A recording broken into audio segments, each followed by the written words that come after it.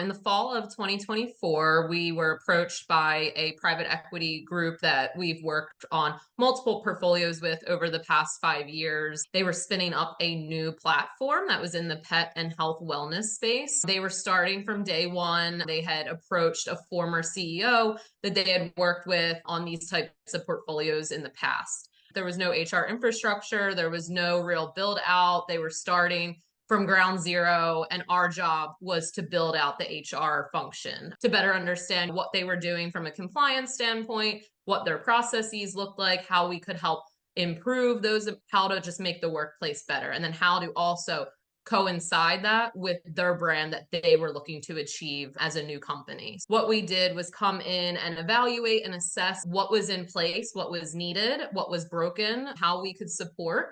We did everything from helping improve the onboarding process, help with retention. We helped with benefits enrollment, automating things. And so the first part is that we're helping them to improve the existing processes, but we're also helping them to bring in things that they've never done before. And then eventually, when we left, we hired a VP of HR that would then take on all the work that we did. We were able to, lend that creative lens that Workplace Harmony does. I think one of the biggest challenges that we faced with them is that nothing previously had been electronic or automated. They were following very manual processes, which in turn doesn't make it a good experience for the end user. So what we did was kind of identify the biggest pain points and then start from there. We created a fully automated and electronic enrollment process, which enhanced enrollment by 25%, which is a huge win for them.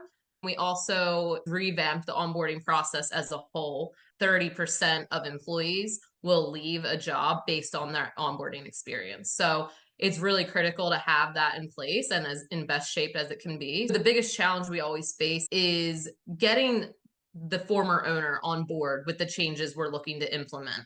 They sometimes don't agree with everything that we suggest because it might not be the most cost effective way. But I think by phrasing things and shining light onto things that we can say, we understand this is a challenge now and it might cost money up front, but in the long run, it's going to increase retention, eliminate turnover. It's going to enhance your workplace culture.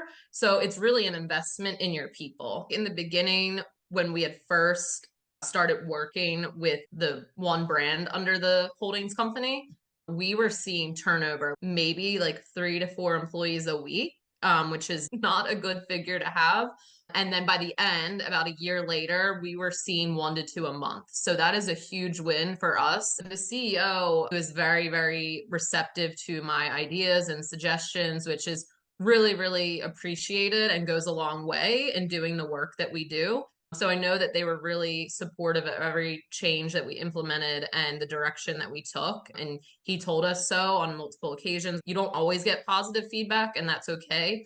But when you do get it, it's really rewarding. Even the operations manager at the platform level felt better equipped to run their operations because of the tools and resources that we provided them. With this client specifically, the demographic is that a lot are part-time employees and they have a larger staff than most of the organizations that we typically work with. With that can come a lot of challenges as it relates to workplace civility and discipline and performance. So we were able to provide the leaders at the organization the tools and resources and leadership to navigate difficult conversations and problem solve when these types of things arise, and then also lead with empathy, which is what Workplace Harmony really strives to instill with our clients.